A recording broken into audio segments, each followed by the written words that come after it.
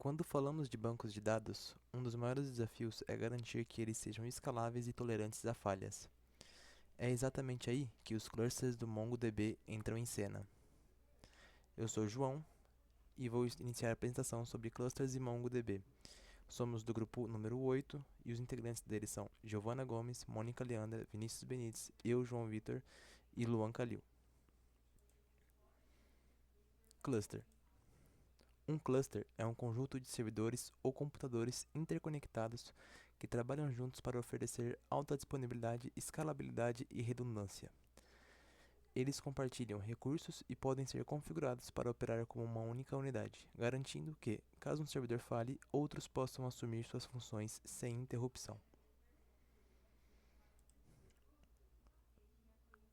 Os clusters começaram a ser desenvolvidos na década de 1980 como uma solução para aumentar a confiabilidade e performance dos sistemas computacionais.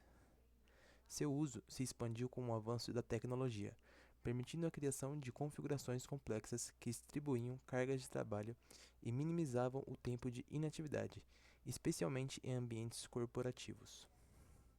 Tipos de clusters. Existem diversos tipos de clusters, incluindo clusters de alta disponibilidade, que garantem que os serviços permaneçam online mesmo durante falhas.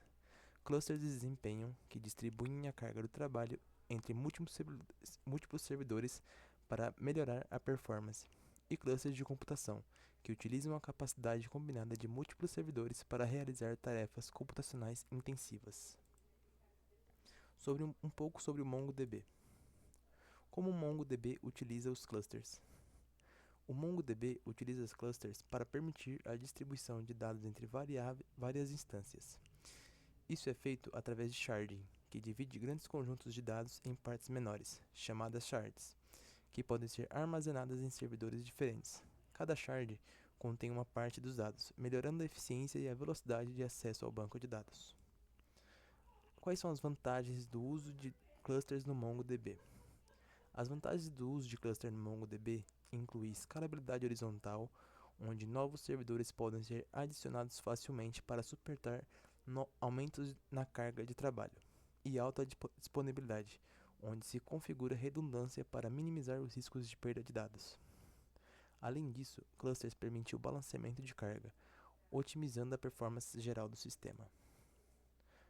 Comparação entre cluster e banco de dados tradicional. Diferente de bancos de dados tradicionais, que geralmente operam em uma única instância, clusters possibilitam a operação em múltiplas máquinas.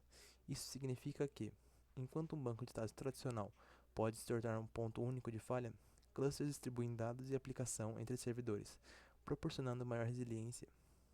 Além disso, clusters são mais escaláveis, permitindo o crescimento da infraestrutura conforme necessário. Conclusão: clusters são essenciais para garantir a performance e a disponibilidade em ambientes de dados modernos, especialmente com o uso de tecnologia como do MongoDB, que maximizam a eficiência através da distribuição de dados e tarefas. A adoção de clusters representa um avanço significativo na forma de organizações gerenciam e acessam seus dados. Essa foi a nossa apresentação. Obrigado.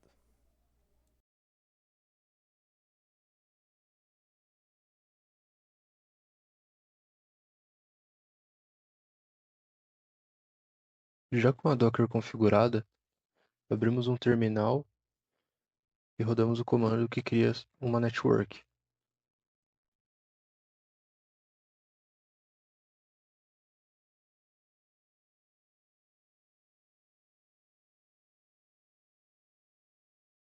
Após isso, podemos ver pelo explorador de arquivos que a network está criada.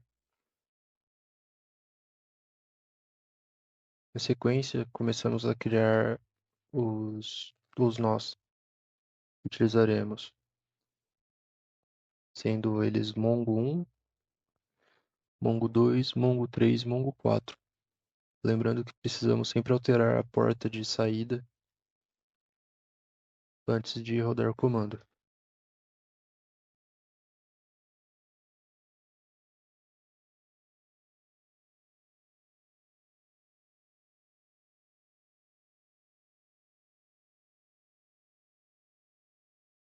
Como podemos ver aqui em cima, todos os Todos os nós foram criados corretamente, todos estão online.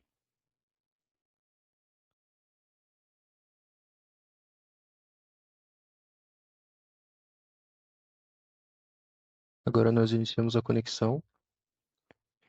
No campo Connecting to, devemos salvar este caminho para utilizarmos mais tarde no Compass.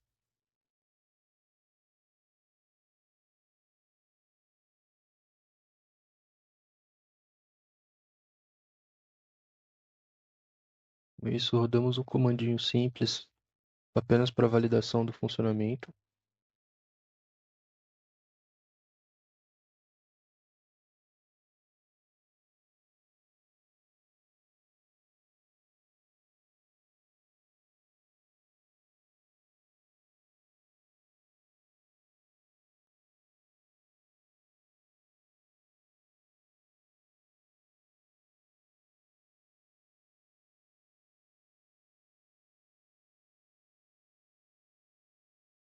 Deve retornar algo similar a isso.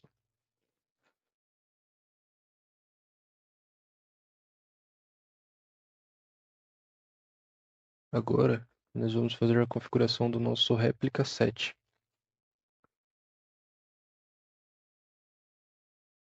onde configuramos seus membros, que são todos os nós, e seus IDs.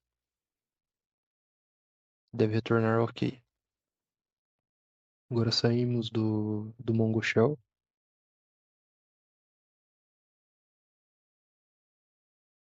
e validamos qual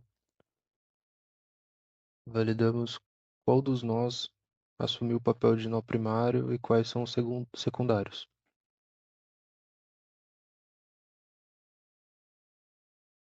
Se tudo correu corretamente, o retorno deve ser similar a este, exibindo o primário, o secundário e o restante dos secundários, nó por nó. No nosso caso, o nó primário foi o Mongo 4. O restante ficou todos como secundários. Por hora, vamos deixar o Docker de lado e partimos para o Mongo Compass. Clicamos em Add New Connection, colamos a conexão que guardamos anteriormente, depois clicamos em Save and Connect. Conexão que fica no campo Connecting to, bem similar a um link.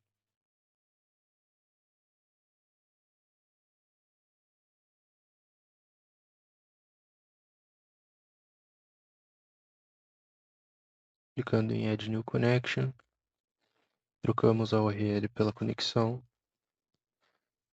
Save and Connect. E nosso nó primário já está conectado ao Mongo Compass.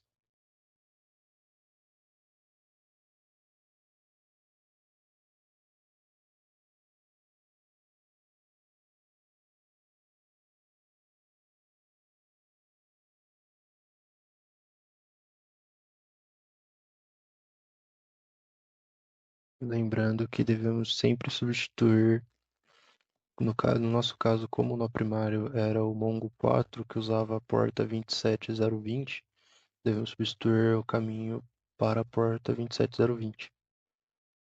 Agora abrimos um terminal dentro do Compass, clicando no ícone. Como podemos ver no MyReplica7, diretório primário. Então está tudo correto. Agora rodamos um comandinho para confirmar que estamos no primário. Como podemos ver, realmente estamos.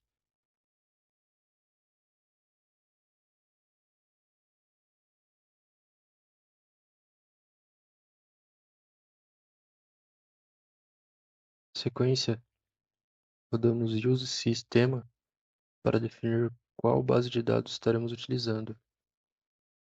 Realizamos a inserção de alguns dados de exemplo. Agora, lembre-se sempre de adicionar todas as conexões, além da conexão principal, todas as secundárias. Agora iremos fazer a validação da replicação dos dados entre o nó primário e os nós secundários. Para fazer isso, iniciamos um terminal em um dos nós secundários.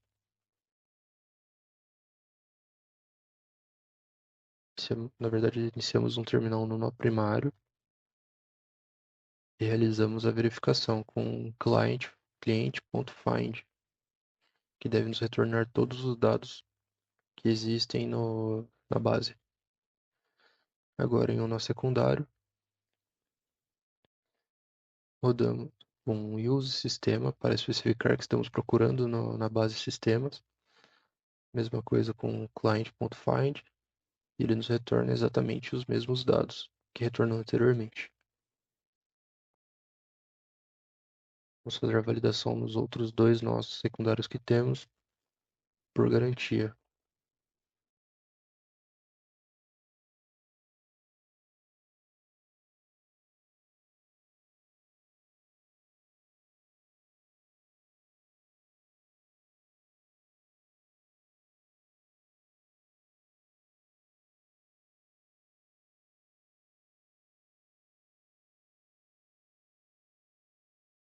Tivemos um pequeno problema nessa etapa, porque o Mongo Compass reconhece letras maiúsculas e minúsculas. Então, deu algum errinho por conta de termos iniciado com o S maiúsculo e depois sem o S maiúsculo.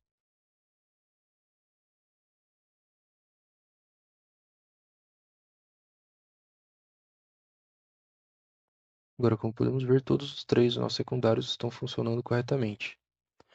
Agora voltamos ao Docker para simular a queda de um dos nós secundários. Então rodamos um Docker stop mongo 1, que é um dos secundários. Ele demora um pouquinho para rodar,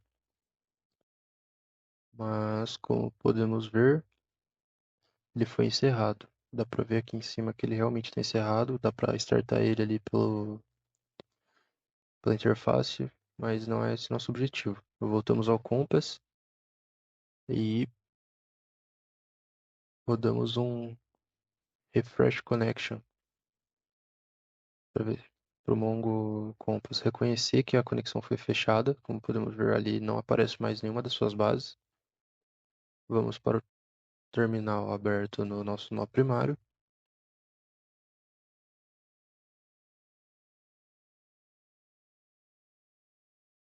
Nó primário e fazemos uma inserção de dados.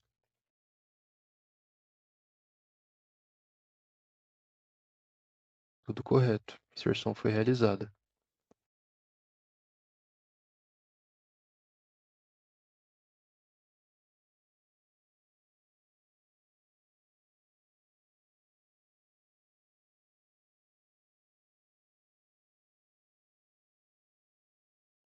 Damos sequência e simulamos a queda do nó principal, do nosso nó primário.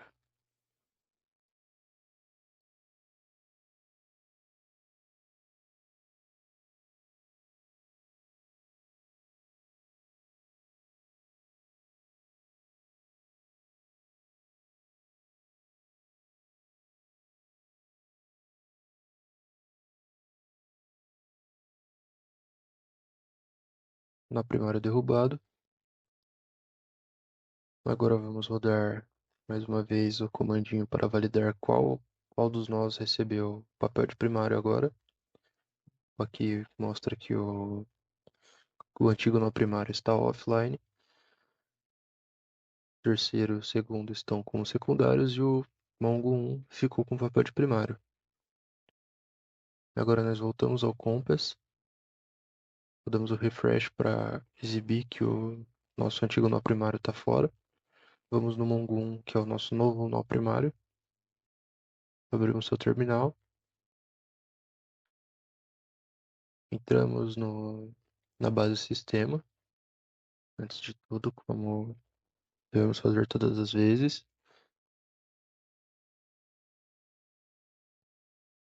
Realizamos algumas inserções para testar se a replicação e se ele realmente assumiu o papel de primário.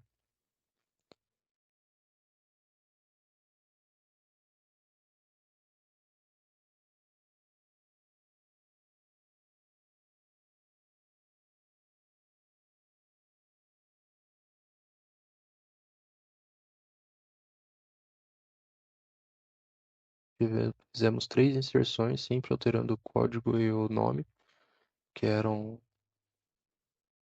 o que estávamos usando nos dados de teste.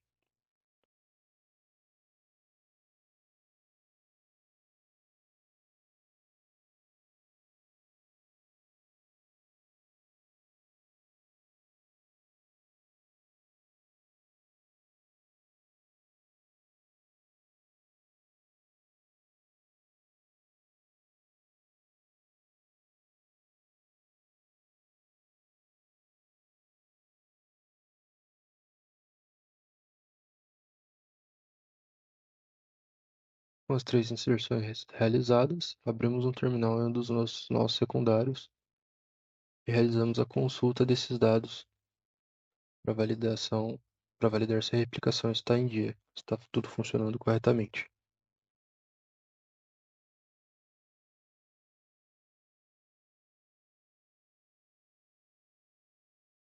Nosso Mongo 2 retornou corretamente o primeiro dos dados. Vamos validar os outros dois. Tudo correto com o Mongo 2. Agora vamos abrir o Mongo 3, que é nosso secundário, e use sistema para definir qual a base utilizaremos.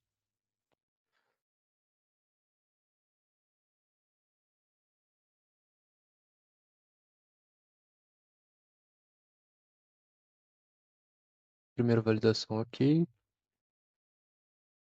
Segunda validação, erramos ali na digitação, mas ok também. Na terceira validação, tudo ok também. Agora, já com todas as nossas bases iniciadas novamente, vamos mostrar a função que criamos, utilizando Python. A gente abre ela num terminal, escreve Python para especificar que a gente vai usar o Python e direciona, como podemos ver ali em cima. Já estamos na pasta do arquivo, então digitando Python e o nome do arquivo, ele já inicia seu funcionamento. O objetivo dele é fazer o monitoramento dos logs de alterações no seu MongoDB. Ele iniciou ali, a gente vai fazer uma inserção de exemplo para ver ele capturando o log. Com a inserção feita, ele capturou o log. Ele marca data, horário, qual tipo de operação que foi realizado, o banco onde foi realizada a alteração e os dados do objeto alterado, o ID, o código e o nome. No campo operação, podemos ver que existe uma diferença dependendo da operação que é realizada. Para inserção, ele utiliza a I de inserção. Para update, ele utiliza a letra U. E para os delete, como iremos rodar agora, ele utiliza a letra D para representar a ação realizada.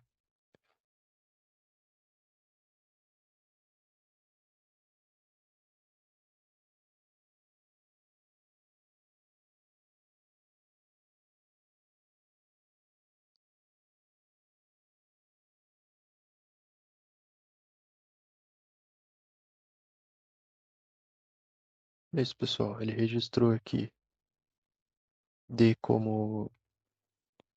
fez o registro de D como delete. Nosso trabalho é esse. Muito obrigado pela atenção. E um bom dia, boa noite, boa tarde.